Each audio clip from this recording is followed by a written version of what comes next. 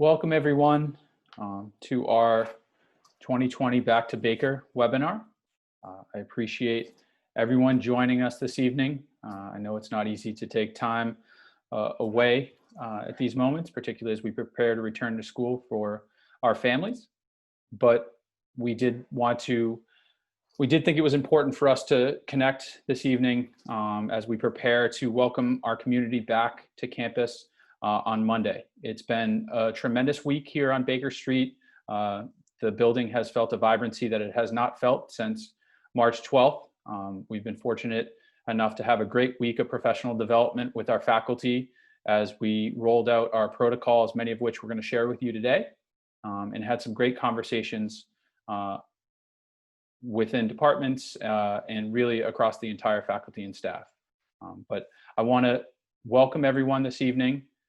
And thank you again for joining us. And to begin, I'd like to turn it over to our head of school, Dr. Peter Folan. Good evening. Welcome to this evening and this call. We're so excited to welcome back our students to school. This is what we've been preparing for. We've already had and welcomed an amazing new faculty and staff. We've collaborated as an entire faculty, and we are prepared for the school year.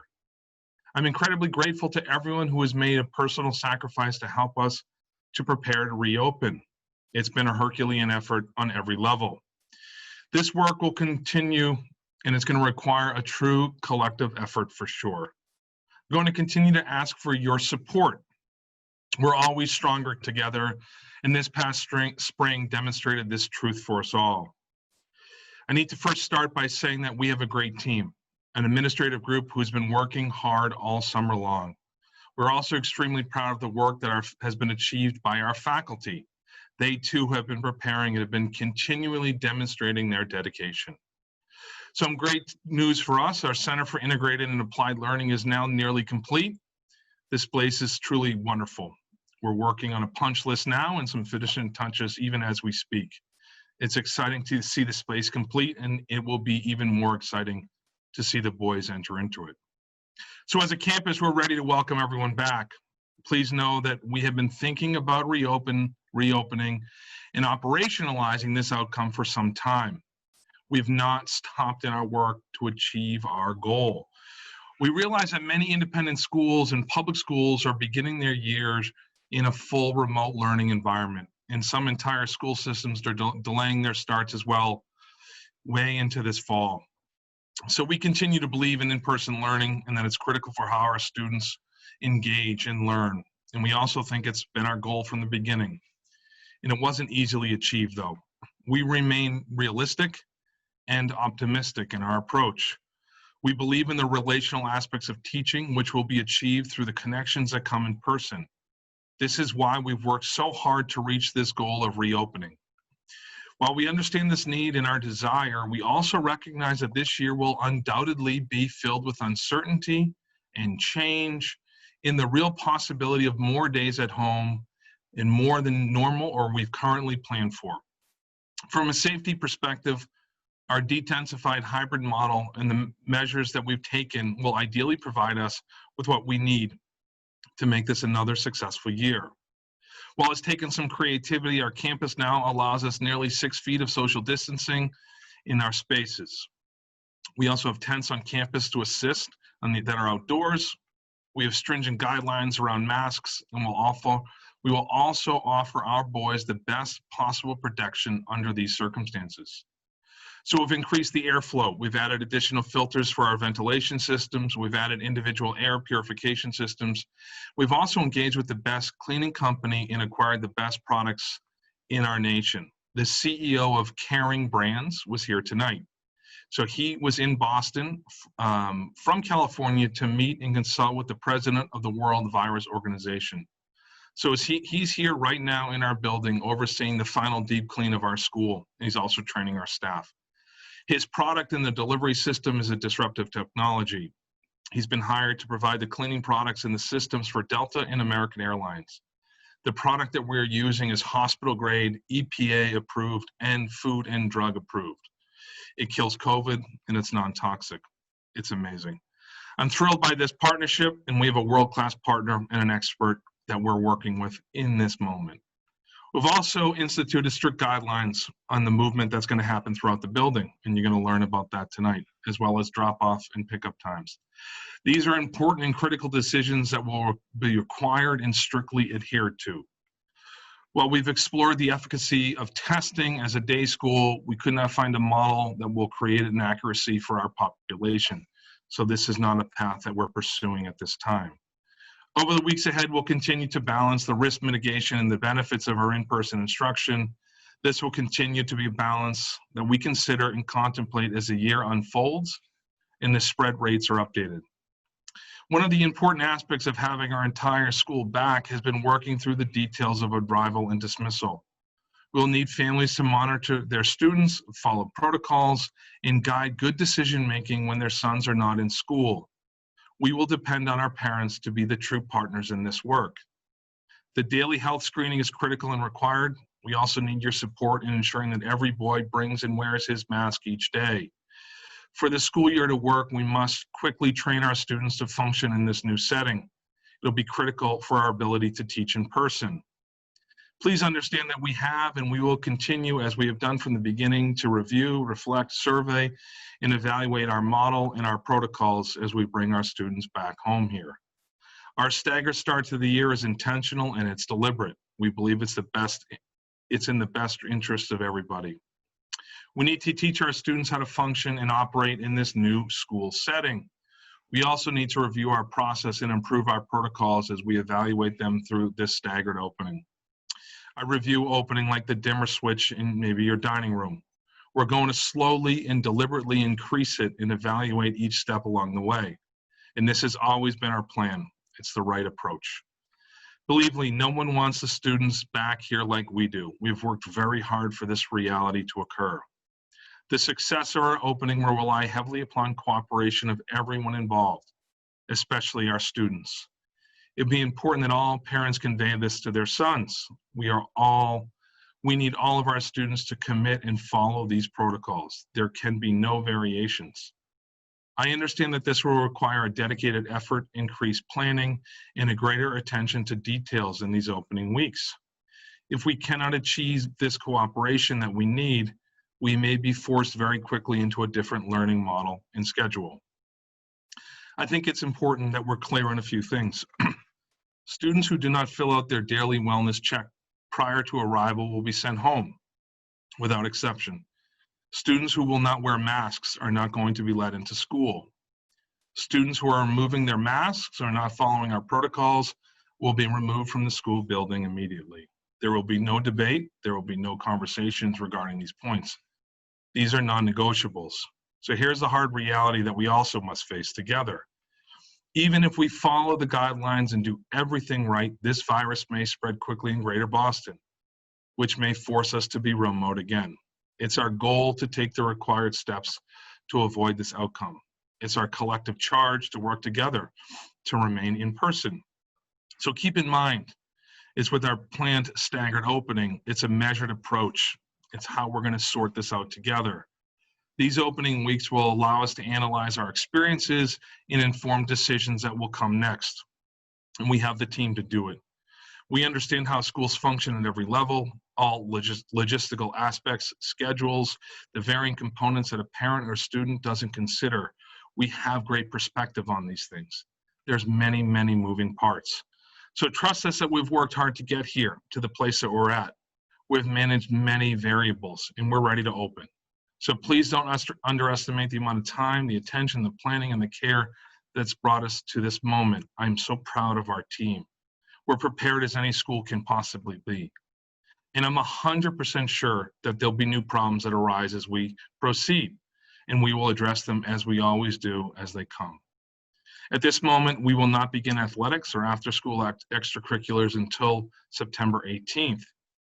We're going to take it a little slow in the beginning. To start, the buses will leave campus at 3 o'clock, and our building will be closed to students at 3:15. We will revisit these times again in the middle of September. Our priority in this opening is to train our entire community in how we can best learn together safely. We look forward to working together and thinking about athletic experiences and activities after we manage successfully the core functions of the school. We'll take it a step at a time. We're also balancing as much, and I know that you are as well, the realities that we all face, and the other reality that you face and our parents face and our faculty and staff is that we're all managing different schedules, different work schedules, different schools, different schedules within schools, and we all know it's going to be a challenge for everyone. And we live in a time of constant change, and that throws off our planning. It's just the reality. We understand this reality. I hope it's our collective understanding as parents and also as school. And it's a challenge. We'll be following our guidelines and protocols, and we ask our families to adhere to them and to respect them. As much as we try and control and mitigate every external reality in our internal operations, we'll need to continue to adapt as circumstances evolve. Our collective reality is that we all face additional pressures and challenges that are not within our control. There will continue to be external factors that influence policies and procedures. Some of these will be led by us, others by the city, the state, the Board of Health, and the Department of Education. I'll continue to ask everyone's patience and flexibility as we work to support our teachers and our administrators during this time period, a time period unlike anyone has ever experienced before in a school. We have an excellent plan, and we've been preparing for this moment all spring and all summer. It's been a daily task. It's a massive project. We've planned on what we know, we've anticipated things, and we've based them on guidelines and also what we think is best. We also know that everything can and most likely will change. And we're going to be living in a COVID world for some time, and we will all need to continue to adapt and change as the circumstances change. This is our new reality. I hope that we can all agree that this is the new world. There is no one path to take, no roadmap to follow. We're all on this road together. Please know that we have been balanced, analytical, and thorough in our planning and thinking throughout this process. We understand that there are different perspectives, different beliefs and feelings and emotions out there right now. I can assure you that this team has worked and found solutions to many problems during the summer, and we have put our best foot forward. At this moment, it's critical that your sons and your family engage in conservative decision-making around travel, social activity, and anything that might increase exposure in your family before the start of school or as we begin to open. We will all be working together soon, and we will need to recognize that our collective choices will impact each other. For this year to be successful as it can possibly be, we need to communicate with each other, we need to be proactive, and we need to help each other. We also need to be smart, and we need to follow these guidelines. We have done this well in the past. I'm not counting on it again this year. This year, like all prior years at CM, it's going to be built on relationships. We need to stand together and help each other. As we work with the boys here, we understand and remember that these moments are special and they're meaningful for them, and they are for us. We want them to learn and to laugh and to develop the critical relationships that will impact who they become. We can and will do this together. I'm so proud and honored to lead this group and this school and work with your sons. We can do it, and we will do it, and we will overcome this with the support of each other. We've had a number of questions on how we will decide when or if we go remote, or when we will return to full instruction. We do have a group of administrators here that meet twice a week to review our own internal data regarding our wellness check, our sicknesses, our attendance. We also have a weekly meeting with the mayor's office, who's providing real-time data on the city of Boston to CM. We have access to the top experts in the field, and we are also working with them to make good and prudent decisions. The mayor's office has been super supportive of us in our reopening. They've been really a great partner. They've been responsive, they're in our corner, and they return the phone calls immediately. They've been a great partner. We've had honest dialogue and transparency. Not sure we can ask for much more. We're going to, as we always do, make our own decisions that we believe are in the best interest of our school and our community. You have to trust us in some of these moments. To be honest, there is a real possibility, like what happened in March, that we'll be told by the state that we need to go remote. We're not sure if that will happen or when that could happen. But we need to understand that there are many options out there, and we may need to choose an option if high infection rate in the school or in the local city or in the local communities. We're prepared for all these possibilities. We'll make good, thoughtful decisions, and we'll weigh all the factors and all the perspectives. This will include survey information that we ask from parents, faculty, and students each week. In this moment, we're fully committed, as we have been since June, to reopen this school. We've spent all summer countless hours and hundreds of thousands of dollars so we can do that safely. Proud of the team that I lead. Their collective good work and effort are exceptional. I've been in many schools. I've researched all the New England boys' schools, and from the bottom of my heart and with great pride, I state with a fact that we have an exceptional group, and they've worked through every issue. They are dedicated and they are committed. And most importantly, I trust them completely in their capacity to lead and make good decisions in real time. I'll continue to ask that our families trust in our judgment as we've been working through these issues nonstop. It's all we think about.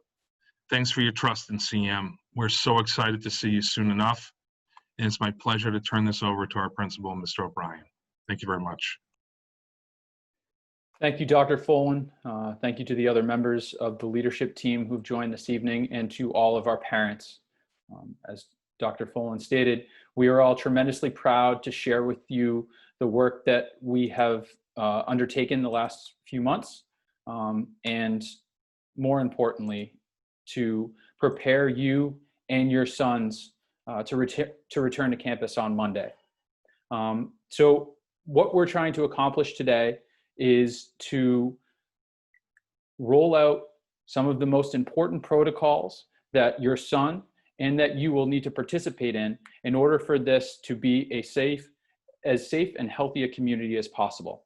So we're going to go through a little bit of the academic schedule, some of our preparation, what we've done over the last 4 months to prepare, as Dr. Folan referenced, some of the cleaning protocols and other things that we've been working on.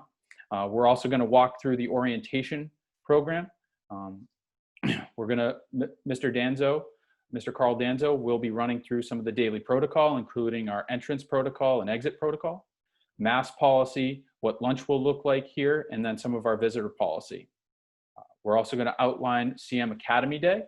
And then at the end, I will also outline some of our alternative options. One of the things that we have said from the very beginning is that we want our families to be comfortable and confident in their return to school. We certainly are, and we want you to be as well. But we also want to provide options for families. And I think we've done so in a way that really meets the needs of our community. So as we have in all of these webinars, and as I do with all of our meetings here at Catholic Memorial, I wanted to bring us back to our mission. This has been our focus since we left in March, and this has been the guiding principle that has brought this entire community to this point. All of the work that was done in remote learning, all of the work that was done this summer in preparation for your sons coming back to campus has all been geared towards our mission. Catholic Memorial is a college preparatory school for boys founded in the spirit of Blessed Edmund Rice and guided by the essential elements of an Edmund Rice Christian Brothers education. Our faith and learning community is dedicated to transforming boys' lives through academics, arts, athletics, and campus ministry. We challenge students to pursue excellence, embrace gospel values, and lead through service. This mission is more than just words that sit on a page in the rooms of our building. This mission is the living embodiment of what we are as a community. And this has been at the heart of every decision we've made in the last 6 years. I'm proud to say that, and we are here today because of that. I want to talk about one specific piece of this mission, our faith and learning community. What we missed most, and what the surveys from our parents, our faculty, and our students told us last spring, what they missed most was the community, the ability to gather together. We could do so virtually, and we kept our community together as best we could through Zoom and through webinars and through classes on Microsoft Teams and other avenues. But there was something missing. We now have the opportunity to come back again together, albeit not in the exact same way as we did last September, but to still be together as community. But what will be critical in this, and Dr. Folan touched on it, is our understanding of the mutual and shared responsibility that it means to be in community. You see, as I told our faculty this week, I think unfortunately, the idea of community has been adopted by society to mean something very different than what it truly is. Community can sometimes be seen as the group of people that you grew up with, the area that you come from. To me, community is much more than that. Its foundation does not find itself in proximity. Its foundation finds itself in sacrifice, in love, in commitment. That, to me, and to us here at Catholic Memorial, is what community is. It's what makes this place so unique. It is what creates the brotherhood. Part of that will be tested this year. There is no doubt. School will not look as it has in the past. The boys will have to adhere to new protocols and new guidelines and things that we wish we could just ignore. But it is all done so intentionally for the safety and security and health of our community, not just the people here on Baker Street, but the community that we go home to, our family, our loved ones. It is essential that we understand what it means to be part of this community and we embrace the challenge. What I have been so impressed with over the last 6 months is how our students, our families, and our faculty and staff have embraced every challenge. Unfortunately, those challenges will still come, but I believe strongly that our community is prepared for that, and we are prepared to excel. And that, and only that, is why we believe that we can open school to on-campus learning for our students. We have the confidence, we have the faith, and we have the trust in our community and our families, our students, our faculty, and our staff that they will band together, follow the protocols, do the right things, and allow us to continue to bring people to campus, to bring people together, and allow the community to thrive as one. What we're going to do now is go through some of what we've physically been working on as we prepare the students to come onto campus. So I'm going to ask our Director of Operations and our head of the middle school and assistant head of school, Brian Palm, to walk through a little bit of how we've prepared our physical space for the boys on Monday morning. Thanks so much, Mr. O'Brien. I'm here hopefully to provide in the next few minutes some comfort and confidence in what it is that we've done by showing you some of the structural and procedural upgrades that we've put in place in our building. A lot of people have been involved in delivering on all of these items. I'm just the one that gets to sit here tonight and show these to you. This list of guiding strategies that we're looking at here will show you that the choices that we have to make are an all-and option, not an either-or. We must make progress, and we have made progress in all of these areas as we've helped to create a safe environment for our boys, for our faculty, and for you, the families that the boys go home to on a nightly basis. So we'll take a look at the first one here and looking at some of the things that we've done from masks and materials. Dr. Folan mentioned the requirement of masks that we are going to be looking at here. But also I wanted to talk about the other pieces of materials that we're going to be delivering here at school as well, and that we've already delivered at school. We have a 3-month supply already on hand in the building. Cleaning supplies that include wipes, disinfectants, hand sanitizers, cleaning products for our internal staff as well as our cleaning company. Paper products, as we know, some of these became hard to get items this past spring. Paper towels, Kleenex, and toilet paper. We also have masks, gowns, gloves, and additional and recommended personal protective equipment for all of our faculty and staff here. Hand sanitizers and soap dispensers have been placed around the building in far greater numbers. Each classroom has its own hand sanitizers. Additional soap dispensers have been added in the bathrooms. And in the next couple of weeks, we'll be adding other hand sanitizing stations in the main lobby area. And we're going to be getting some for our fields and outdoor spaces so that during afternoon activities and extracurriculars, our boys can continue to be safe. Our water fountains have also been disabled. Our water bottle fillers are still functioning. So we will be asking your boys to bring water bottles on campus, as that will be the way that they will be able to get water. Additionally, we've been able to take a look at the second piece of this, which is our abilities for us to lower contamination because of the occupancy that we've just been talking about in terms of our classroom spaces, how we manage our visitors to campus, and what we do with our lunches. In the spaces, we have 2 tents, as Dr. Folan mentioned, outside. We've changed the front office layout. We've changed and expanded the health center and nurses area. These have included new locations now for Mr. Danzo and Mr. O'Brien. And our classroom layout looks different now as well. Our classroom layouts have seats that have been arranged per Department of Elementary and Secondary Education guidelines. Seats will be assigned for our boys to allow for contact tracing when and if that becomes required or necessary. And we also have protective plexiglass in each of the classrooms that will help protect our faculty and create separation at the front of our classroom. Visitors will be required to check in prior to coming into school. They must call and announce their arrival. They must also fill out a wellness survey, and they must be wearing an approved mask before they enter our building.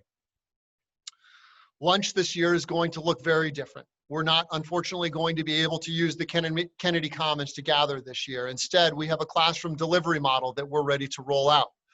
Our boys will be eating lunch in their rooms, in their homeroom areas, actually, where we've reduced density even further than our normal classroom numbers so that they can safely remove their masks and eat.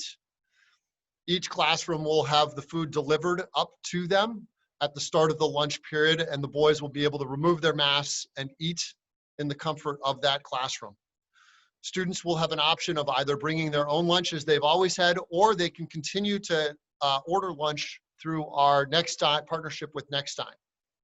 We do have a couple of changes, though, to announce in this, in that we will be operating a slightly different system here for ordering and for providing our food options and allowing for selection on the menu. There will be no ordering on the day of. So tomorrow morning, you will be receiving an email from mykidsspending.com. Please check your junk mail to see that wasn't in there.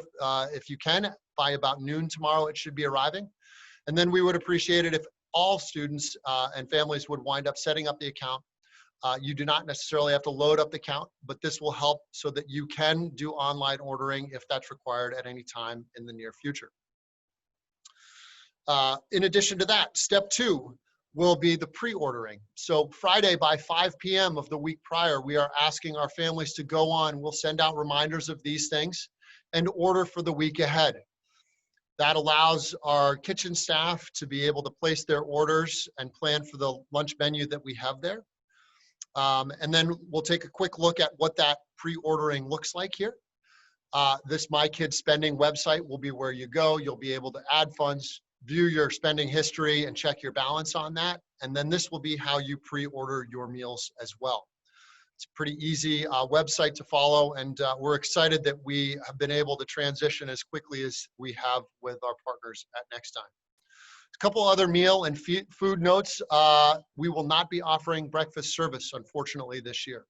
Our vending machines are also not available, and same-day orders and adjustments to menu and what the orders have been are not possible. Here's a quick snapshot of the sample menu. There'll be hot entrees, cold entrees, and a couple of a la carte options each day. This is a lower, smaller set of options than we would have otherwise had, and the boys might be used to walking through the food line here, but this is what we had to do in order to deliver to all the boys in each of the individual classrooms. Next up is a quick view of signage and traffic flow, something that Mr. Durazo will be viewing with you as well. There are a number of signs that we're going to be locating around campus. Some of them are reminders and protocols, i.e. how to wear a mask, how to wash your hands, and reminders to do those. We'll also have maximum occupancy and things like restrooms. So boys will need to be mindful of that procedure as well. The building has been signed and we will be following this directional protocol in the building. Hallways are one way, stairwells are one way, and this is all designed to eliminate or reduce the number of crossover pathways that our boys are going to wind up following. Here's the second floor. You'll see that there are down-only stairs and up-only stairs. We will also be posting a video by tomorrow that illustrates all of these pieces of the puzzle here in a slightly easier to understand, and you can pause it and review it with your child. You'll see directional arrows around the building as well. Do not enter signs. Again, these one-way stairs and reminders about keeping your distance and social distance as the boys move through the classroom buildings. Next up is a review of our enhanced cleaning and protocols as we review this. As Dr. Folan again mentioned earlier, we're partnering with a world-class company and organization in microbe-free solutions. They're now partnering with Catholic Memorial, and we believe that our buildings are going to be cleaned to a standard unlike any other schools in the Boston area. They will be cleaned to a similar level as hospitals, and our products are food safe. A quick review of these in this presentation here, and we'll also be sending these out. You're free to take a look at them, watch videos, and understand the products.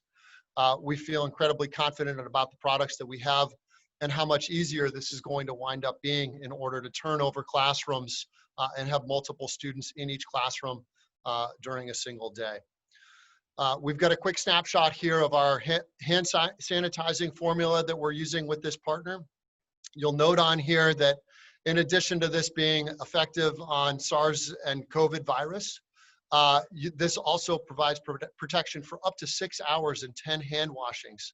While we will certainly be encouraging our boys to continue their hand sanitation much more frequently than that, this is a nice fallback and peace of mind to have. I want to quickly talk a little bit about our summer cleaning. Our building has been deep cleaned already once this summer, and we are teeing up right now for it to be cleaned a second time in the tomorrow and Saturday as we prepare for the boys to come to campus. CleanCo has been our longtime partner here at the school. They are a 30-year veteran in the janitorial services in the Boston area, and their trained staff in partnership with our own facility staff will be working through the day and through the evenings to ensure that the school is safe and ready to turn back over to our students and staff and faculty the following day. Finally, we want to let folks know that we also have purchased some other equipment, specialized equipment, which is going to be useful in sanitizing larger areas and quickly. We've got some electrostatic sprayers that we've been able to purchase. Again, thankfully, due to some great foresight back in the late spring, we were able to purchase these. They're no longer available anywhere. Finally, I want to take a look at and discuss some of the air quality upgrades that we've made throughout our school building. Each classroom has been provided with a box fan. One of the best ways to improve air quality is to pull outside air in. All the air filters in our HVAC systems have been upgraded to the MERV 13 filters, and these MERV 13 filters are the only ones that are certified to clean and filter out coronavirus. In addition, we have upgraded other areas and changed the air intake so that we are drawing in more fresh air, and we've reduced recirculation. Our annual preventative maintenance has already taken place, and we have some ongoing work that's going to finish up next week where we're installing an attic fan system in Donahue Hall. Finally, we're going to be installing air purifiers in each classroom and each office. This is another layer of confidence that we're hoping will provide comfort to our families, our boys, our faculty, and our students. Next, I want to just quickly go through a number of medical procedures here, or COVID-19 procedures, as we're looking at what to do. I know a lot of parents have had these questions, and so we will be communicating these in a variety of different ways. A couple of highlights to this, though. Students may return to school after a negative COVID test, or a note from their doctor that states the illness is attributed to something other than COVID. So those are the two ways that if you had symptoms or were being tested, then that's when you'd be allowed back into the building. CM will be working with the Board of Health. They will be the ones that will be doing notification and contact tracing, as well as helping us to understand school closure possibilities. There are confidentiality laws that apply. So we will be asking you for your patience as students might be testing positive. We're only allowed to share so much. Again, contact tracing done by Boston Public Health and the Board of Health, and not by Catholic Memorial. We will be assisting them, obviously, by providing information such as seating charts and other information as they need it. If there is a COVID-19 exposure, a close contact is defined as any individual who was within 6 feet of an infected person for at least 15 minutes.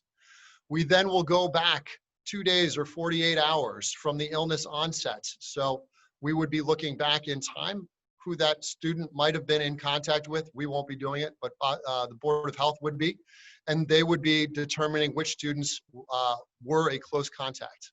Passing someone in a hallway or outdoors with both masked individuals is not considered close contact, and we have additional information here. Again, this website or this PowerPoint will be shared with folks after.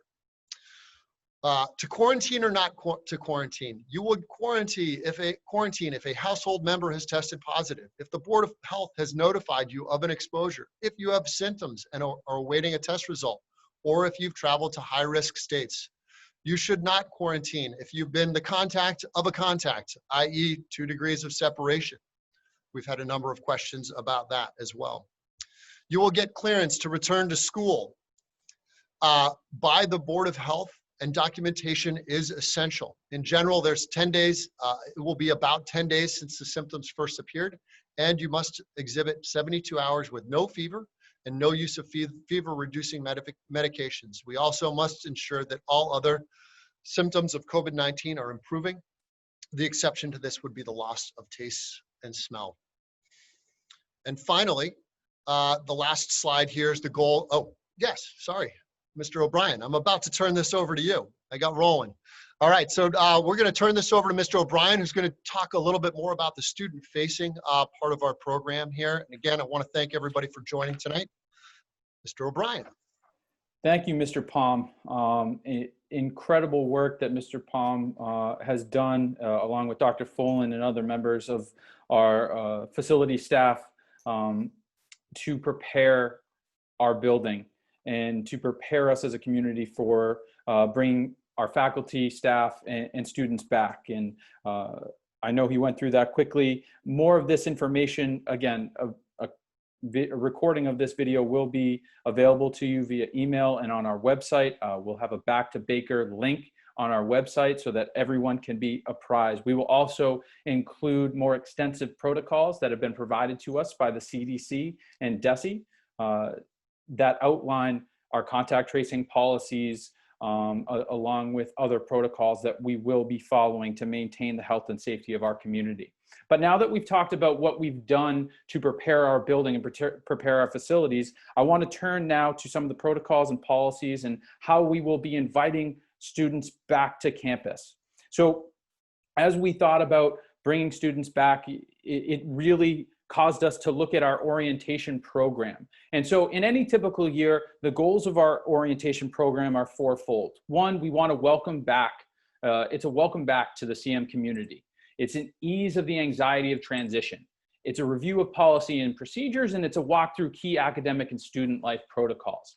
Now, again, I'll reiterate, these are the goals of the orientation program in any year. And so what we found over the summer, as we've planned for this, our core foundational truths and concepts have been the same. And what it's caused us to do is just to ramp up our thinking and ramp up our protocols so that we can be prepared for the students coming back in this COVID world. But the great thing is that our process hasn't necessarily changed. It's just required us to be even more thorough, even more thoughtful, and even more intentional. So we will begin on Monday with our orientation program. At 7:30 in the morning, we will begin to welcome back our students, and we'll start with our middle schoolers from grade 7 and grade 8. That will be all of those students coming in for an orientation where we will walk them through many of the protocols that they will have to be prepared for as they enter campus. A lot of what we're going through with you today, as well as some things that apply strictly to the learning environments that they'll be entering into. Later that day at 11:30, welcome our grade 9 and high school transfers for a similar orientation. One of the things that I want to note at this time, again, this is a change, and you'll find I think everybody has heard the word fluidity a lot this summer, but that remains true. So originally we had communicated that students should be in winter dress code when they come to school on Monday. We have adjusted that and decided to make a change. So students coming to school on Monday and every day during orientation are allowed to be in their fall dress code. So wearing a CM polo shirt along with their dress pants and dress shoes. Our reason for that is very intentional. While the science does not indicate that ties are a way to pass the COVID virus from person to person, we did see our commitment to hygiene, including the washing of clothes regularly after every day that the boys are on campus. And the fact remains that the one item that students wore in the winter was that they could not wash on a regular occurrence is their ties. So as of right now, and for the foreseeable future, we will remain in our fall dress code for the remainder of the year until we otherwise state. So in typical years, we would transfer over to button-down shirts and ties on November 1st. This year will be an exception. The faculty as well will no longer be wearing ties as part of their dress code. We do have every intention on going back to the traditional dress code, but for the sake and purpose of hygiene, we are going to step away from that traditional dress code for the time being. On Tuesday, the new students to our community, so all of our grade 7 students, as well as our new grade 8 students, are going to arrive on campus at 9:30 for an orientation and work with our faculty, our peer ministers, and our campus ministry team as they orient them to the traditions and community of Catholic Memorial. At 8 o'clock, our grade 9 students will be doing the same. So they'll come onto campus. The dress code on that day is much more relaxed. Mr. Mike Dermody, our Director of Campus Ministry, will be sending out and has been sending out communications to all of those families to prepare for that day. And on Wednesday, September 2nd, we'll invite the remainder of our community on, beginning from at 8 o'clock with grade 12, 10 o'clock with grade 11, and 12:30 with grade 10. Those students will arrive on campus. We ask that they arrive no earlier than 30 minutes prior to the start of their orientation. And I'll go through a couple of the other protocols that will go on that day later in this presentation. On Thursday, September 3rd, we will begin with classes. And this is one of the differences that we had emailed out a couple weeks ago. Originally, we had planned on the 3rd, bringing all students on the red day back.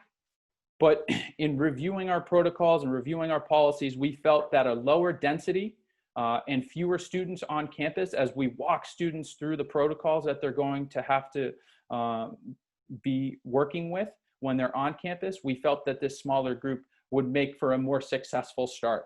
So on Thursday, September 3rd, we will begin with students in grades 7, 9, and 10 on the red schedule. And on Friday, September 4th, the other half of the schedule, the silver schedule, will again with grades 7, 9, and 10. There will be no remote learning on those days, so students will not have to log on to Teams to check in with their classes. Now, after Labor Day, we will begin our red day for grades 8, 11, and 12. They will go through their schedule on that day. And Wednesday, September 9th, grades 8, 11, and 12 silver school will come onto campus and walk through their schedule. This will not be a mini schedule. This will be a typical day with homeroom beginning at 8:05 and our last class ending at 2:45. And in just a moment, Mr. Danzo will walk through our entrance protocol and exit protocol on what our typical days look like. On Tuesday, September 8th and Wednesday, September 9th, we will begin our remote learning. So on Tuesday, September 8th, all students in the Silver School, grades 7 through 12, will begin their remote learning. And so they should keep an eye out on their CM emails for messages and Teams for messages from their teachers, and we'll log on those days and check in with their teachers remotely. On Wednesday, September 9th, all students in grades 7 through 12 in the Red School will be checking in remotely as well. And again, we're going to walk the students through this the previous week so that they're aware and prepared for what they have to do on these remote learning days. And then Thursday, September 10th, we begin fully as in our hybrid model. So grades 7 through 12 in the Red School will be on campus, and Silver School will be in remote learning. On Friday, September 11th, all Silver School grades 7 through 12 will be on campus, and grades 7 through 12 in the Red School will begin remote learning. These will be our first full 2 days of hybrid learning.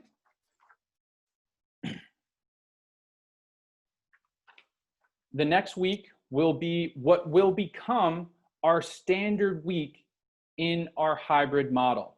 So again, Red School will be on campus on Monday, Silver School on campus on Tuesday, Red School on Thursday, Silver School on Friday on campus.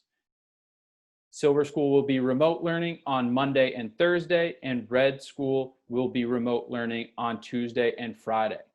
Wednesday, September 16th will be our first CM Academy Day, and we'll be joined in the morning by grades 8 and 10 and grades 12 in the afternoon. As I mentioned, orientation drop-off and pickup will be a little bit different because of the different schedules. So on those first 3 days of orientation, particularly on Wednesday, when we invite grades 10, 11, and 12 back to campus, the protocol for orientation will be for students to arrive 30 minutes prior to their orientation. They should not be arriving any earlier than that, as students from other grades will be on campus at that time.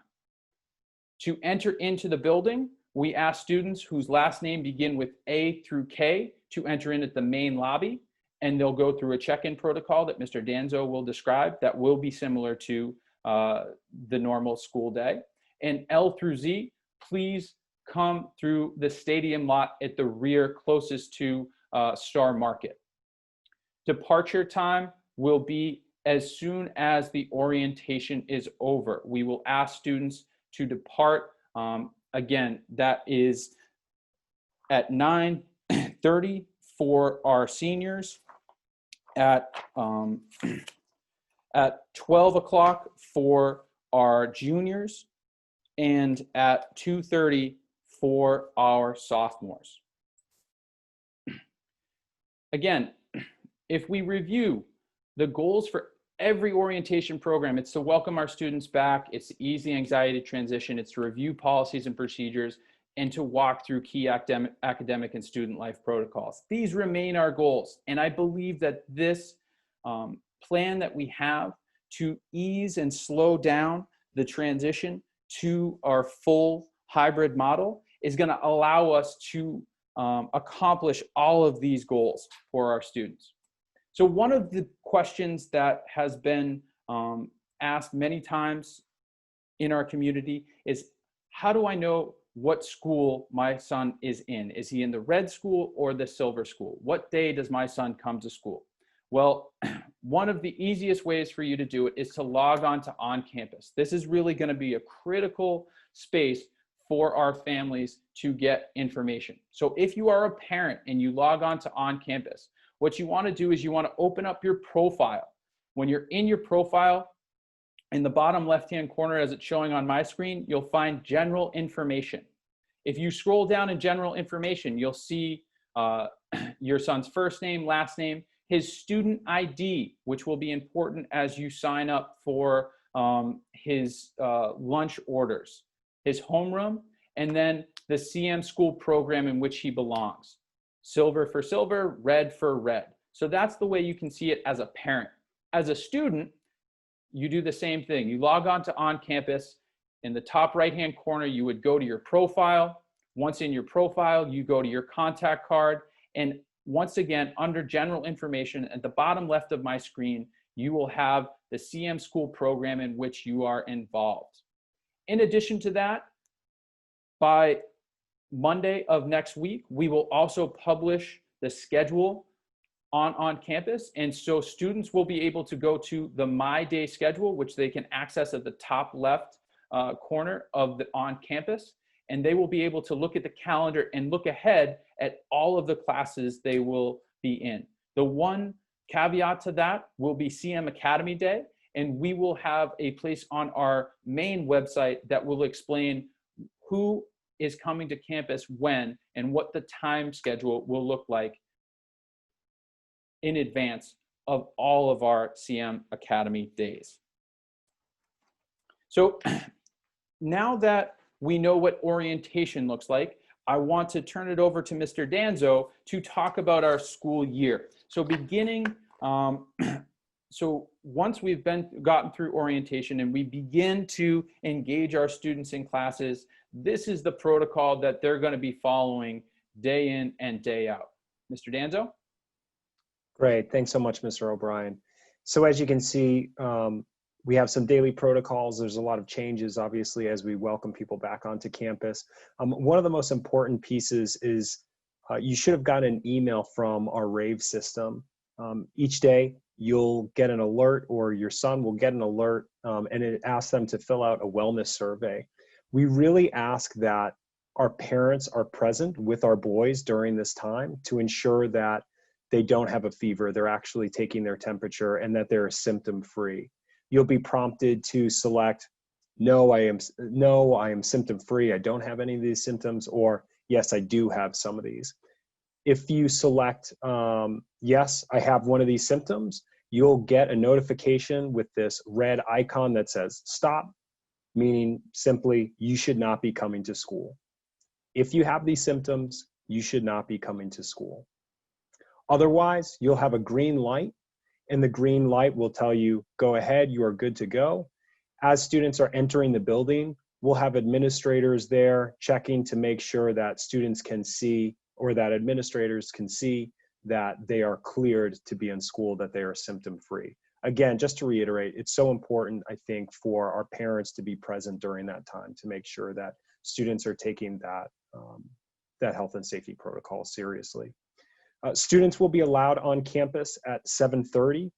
This is a change, as well as our ability to have students stay on campus longer.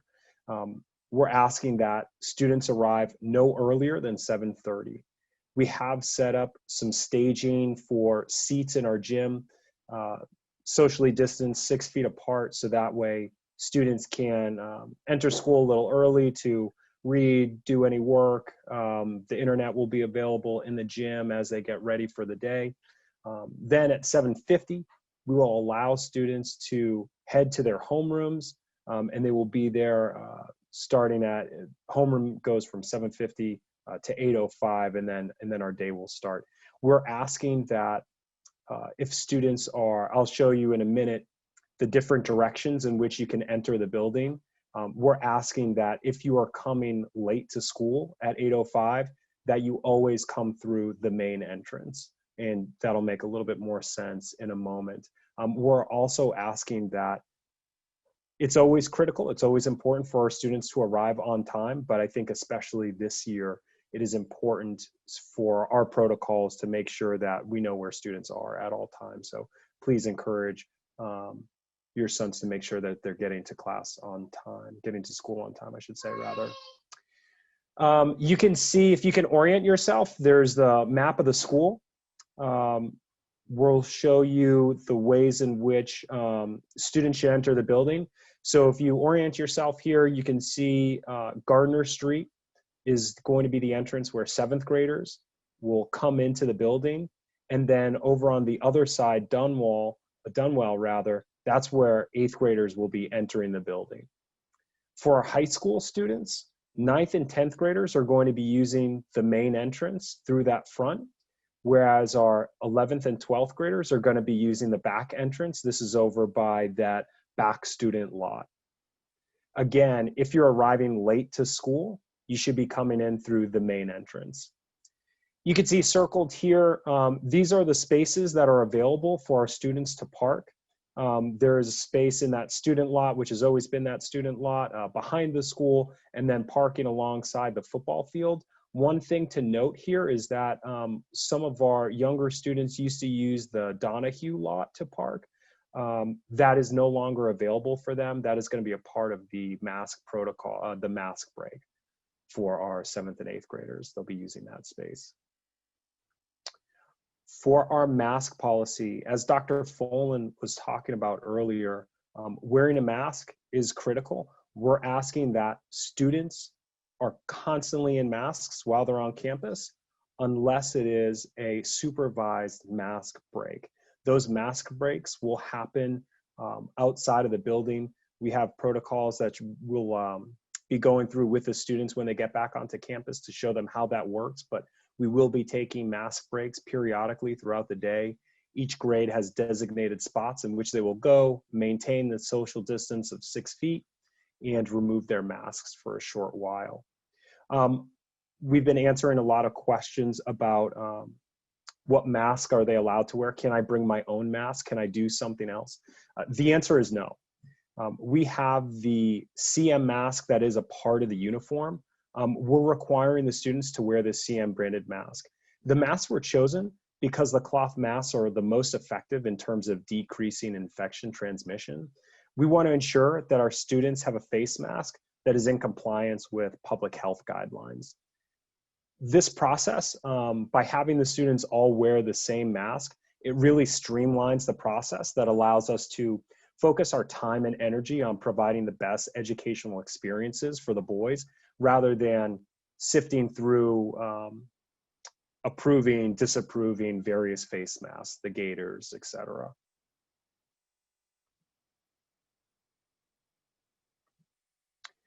One of the things that will look different at CM this year is locker use.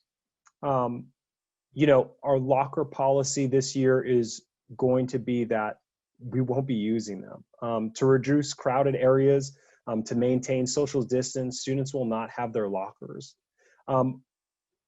We were working together today in PD, and one of the things our faculty were focusing on was how can we make sure that our students are not overwhelmed with the amount of materials that they'll need to carry around. So we're coming up with different strategies that teachers can use to make sure that students aren't carrying around large books, multiple notebooks. Part of this will be solved by us being a one-to-one school this year. So hopefully that will help reduce, but also important to make sure that students have a sturdy backpack. And then one of the last things here, one of the changes for our community this year has to do, all the changes have to do with keeping people safe, but in-person instruction, our day will end at 2:45. Our buses will be leaving at 3 o'clock, and our building will close at 3:15. One quick note about our buses. We will start the buses. Mr. O'Brien was talking about the orientation that'll be coming up on Monday, Tuesday, and Wednesday. The buses will not run those days. Bus service will start Thursday, September 3rd. Some of you haven't been notified yet whether or not you have been approved for the bus. That information will be coming out soon, but as of this morning, everyone that had signed up for the Natick and Walpole bus has been approved. Again, contact information will be coming out with that. There are a few spaces left for the Natick and Walpole bus. The South Shore bus is basically full, but again, as of this morning, everyone who has applied for that has been accepted, and information should be coming out about that shortly. Thank you, Mr. Danzo. I appreciate that. I think that outlines well just the level of thinking that we have had and the level of preparation that we are entering into on Monday. I also understand that this school day looks very different than it had in the past. And unfortunately, that is a reality that our students and that our faculty and staff are going to have to deal with.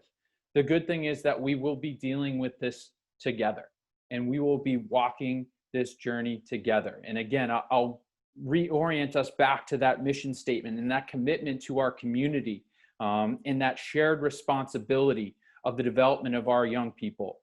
Never before in our history as a school and as a community has that been so important. As Dr. Folan laid out, we really do not have any option for students who do not want to abide by those protocols and remain on campus. It is just a reality that we have to live with and all have to join together.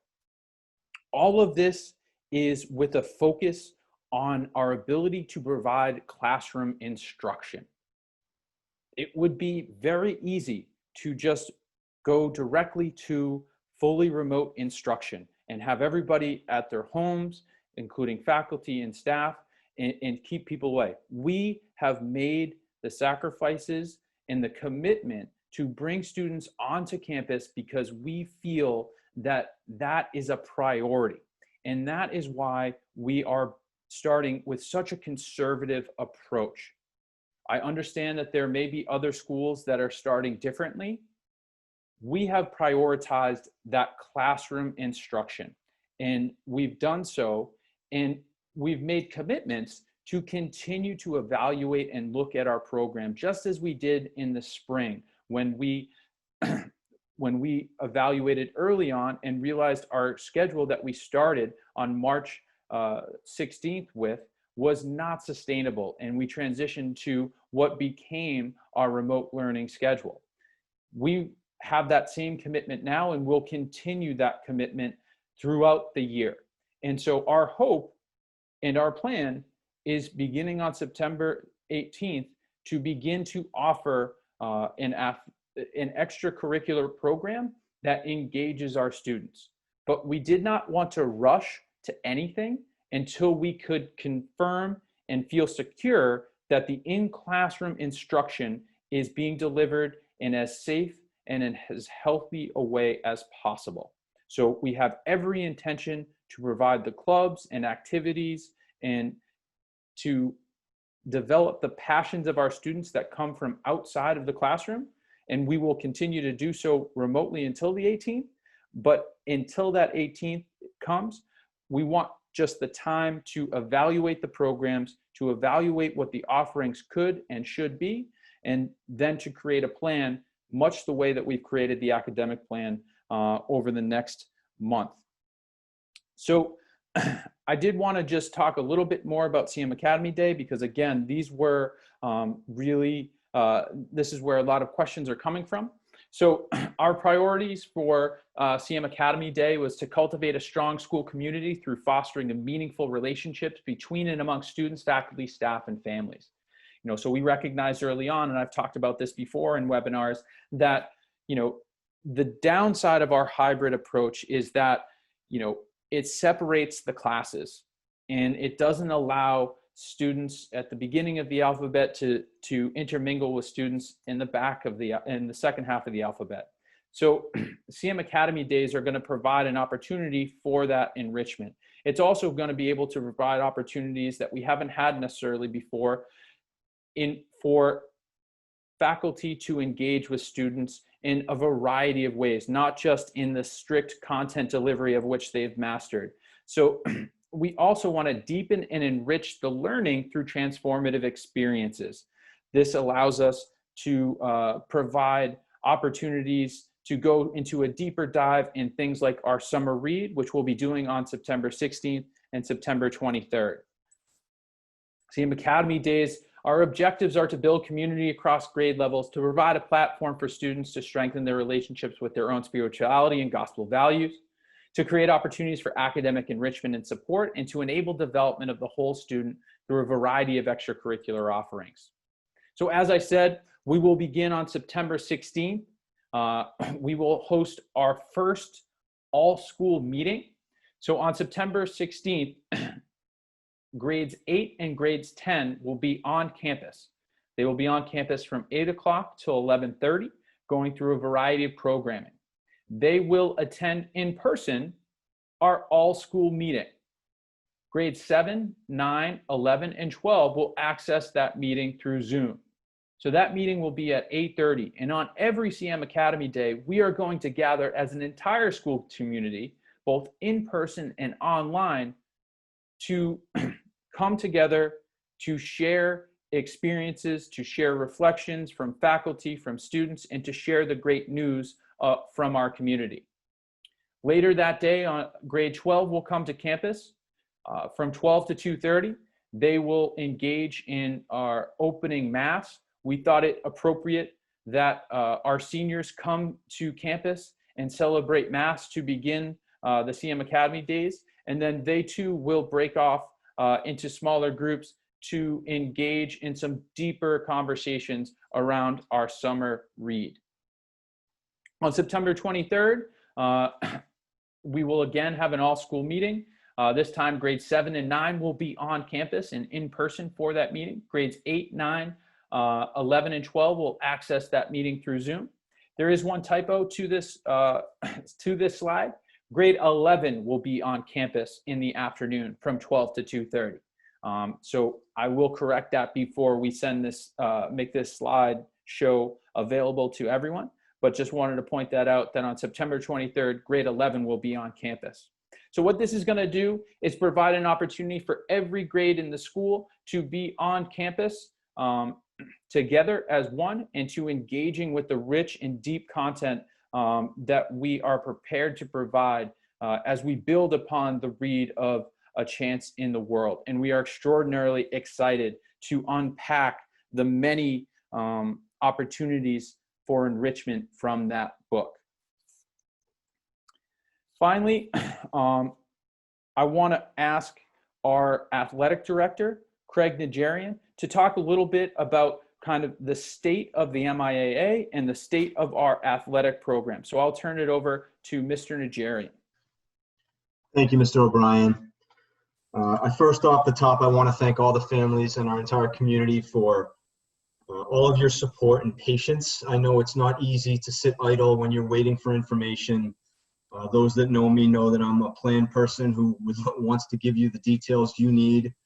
You know, as a father of 2 daughters, I understand the importance of knowing where to be and when, and that's not lost on me. So I thank you for your patience sincerely. Even though we have been waiting for information to come from the MIAA about our fate for this coming season, that doesn't mean that we have been sitting idle. I'd like to thank all of the families that have entrusted us with your sons this summer in our summer strength and conditioning program. I want to thank our coaches and our administration for their support and collaboration in putting together essentially a 6-week program, which was extremely valuable on 2 fronts. For me, to just see the boys and bring them back and engage them with our coaches was awesome. And especially after that, such a long layover, to have them on campus. And then obviously for us, I thought it was a tremendous icebreaker in terms to what we are doing now, which is trying to build a plan for the fall. So that was twofold. That was to bring the boys back, but it was also a chance for us to educate ourselves on best practices, to familiarize ourselves with our facilities and how to do it right. And I can say humbly that was quite an education for myself, and I'm, not easy to go through, but I'm grateful for it and better for it. And I think we're more prepared for it. So that, in essence, is going to be a template and a blueprint for us to start to build the structures into our fall season, to broaden our facility use with those guidelines. And so that was extremely valuable. And that's going to be our foundation as we plan for the fall. For those of you that got our communication last Friday, the MIAA a week ago approved, I think it's 11 recommendations that were brought to it from the board of directors. that has been months and months of focus groups and committees. And, so we have been sitting and waiting patiently for decisions. I have had multiple plans that have morphed more than once. And so, when we got that final information last Thursday, we began to jump right in with our league to start to determine what's best for the Catholic Conference and for Catholic Memorial. A lot of those recommendations were pushed back on districts and leagues to internally make decisions on what's best for them. I think they left it very open-ended. And so we are now meeting daily, and I'll be meeting with the athletic directors again tomorrow morning at 8:30 to have a long conversation about our fall schedules, how we're going to approach attendance, how we're going to approach the logistics of not just our facility, but theirs, the different models that exist within all of our schools. And we're going to start with our league first and go from there. So, as more information becomes available, that I will get that out to you as soon as possible. We are trying to build a schedule within our Catholic Conference first. And then, from my perspective, the priority list is, our fall sports teams, which at this time, what has been approved is soccer, golf, and cross country. They have pushed football to what they're calling a floating fall 2 season, which will begin on February 22nd. So certainly outside the box thinking here. So we are building a plan with that in mind. That strength and conditioning program is something that we plan to replicate for those that are not signed up for fall sports. If you have signed up for fall sports, those registrations remain live. So please hang with me as we sort through this. I do think it's important, as Mr. O'Brien mentioned, that I don't want to throw so much too quick. So to get the academic day up and running, I think is a good thing. It will also give us time, getting that information 6 days ago, to properly plan what is going to be something that's going to engage all our grade levels, be something that's a plan that's flexible, so that if we do have another change, we can shift again without having to rebuild the entire plan. And also, most importantly, obviously, something that is safe and realistic. And that's what I learned this summer is to sort of piggyback on what Mr. O'Brien said, starting slow was a smart strategic play. I think sometimes you'll see other districts maybe biting off more than they can chew. And that is not an approach. I thought that the way we handled it in the summer was a good approach. Now we can build upon it and just become better. And, I'll tell everybody here that I'm challenging myself, because I think it's easy every year to just turn the page, and roll out the schedules. But this is a real time to step up and lead.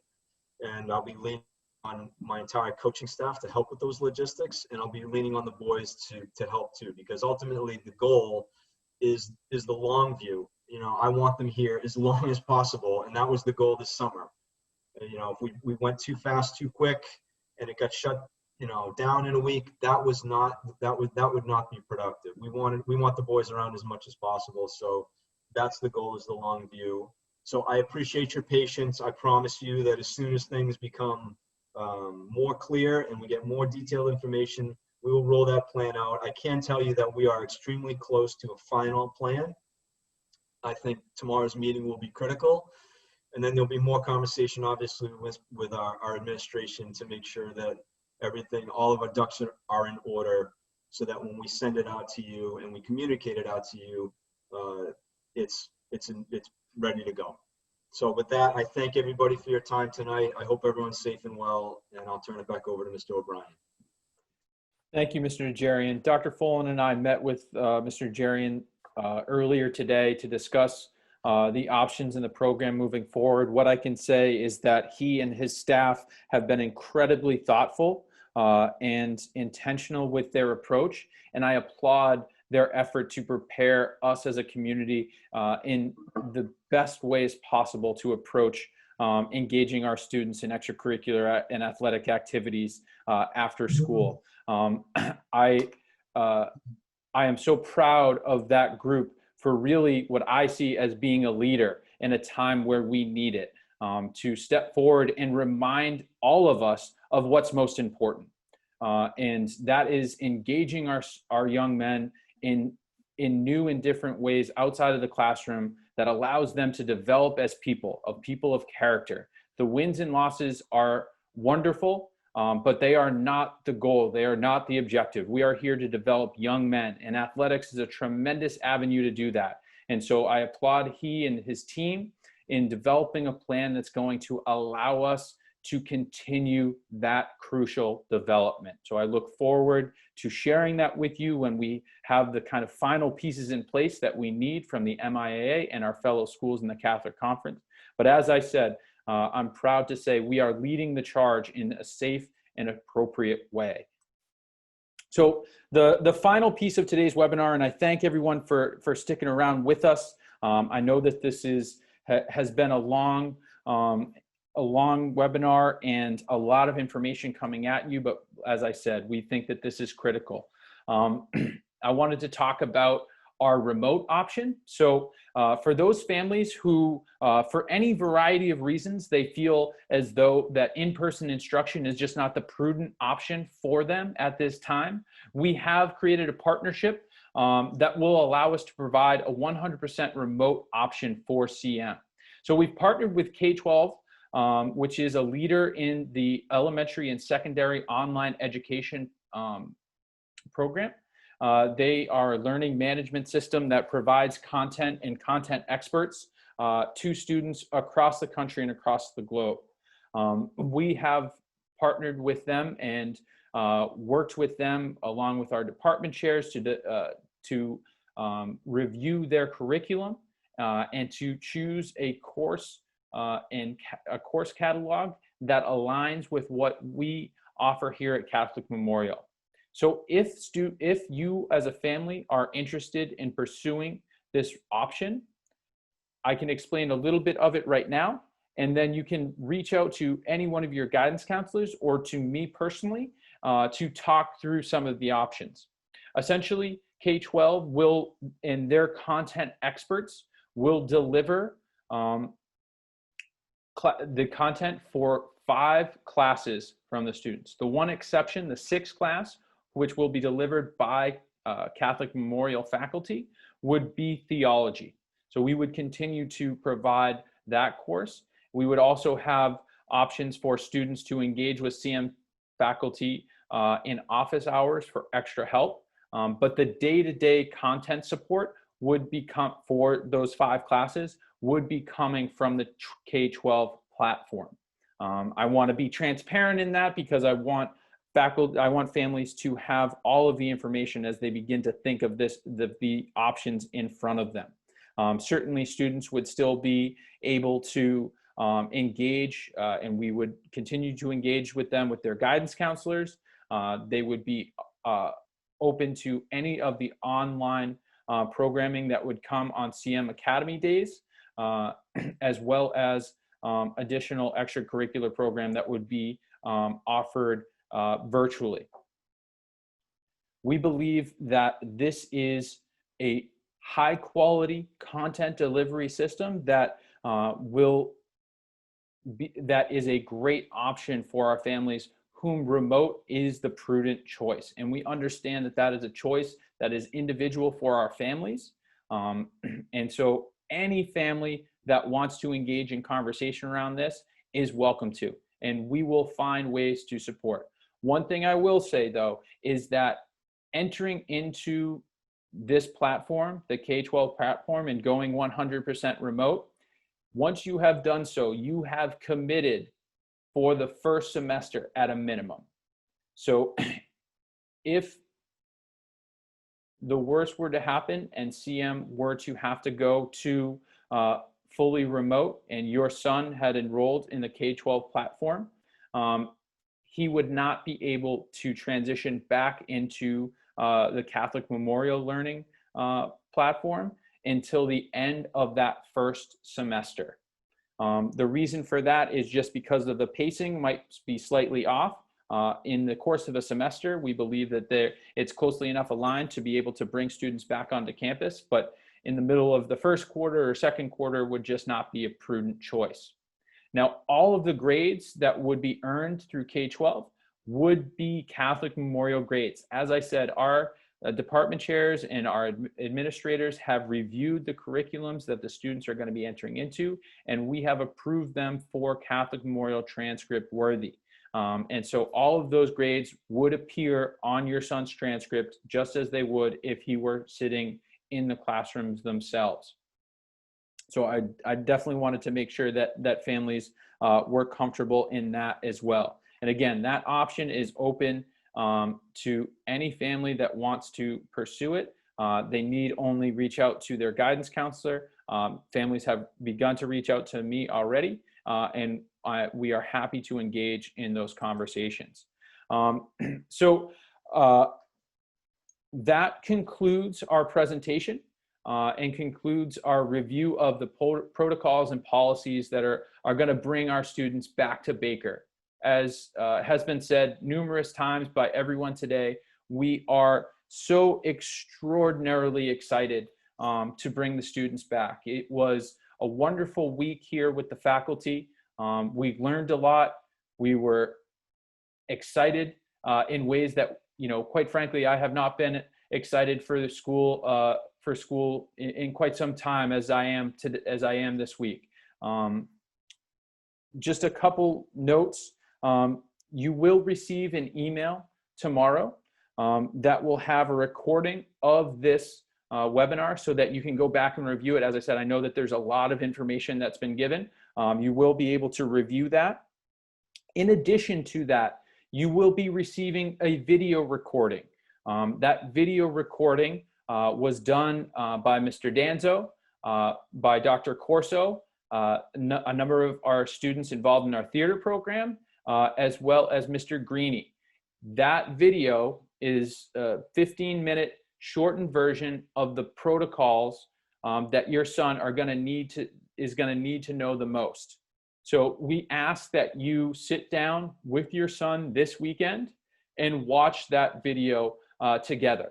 We think that that's an important step for you to prepare to come to campus and to prepare for the protocols that are going to be in place for you to be on campus safely. Once you've viewed that recording, you should then log on to On Campus as a parent, and it will prompt you to fill out, again, this will be in the email as well, but you will be prompted to fill out a form that attests that you have watched that video with your son.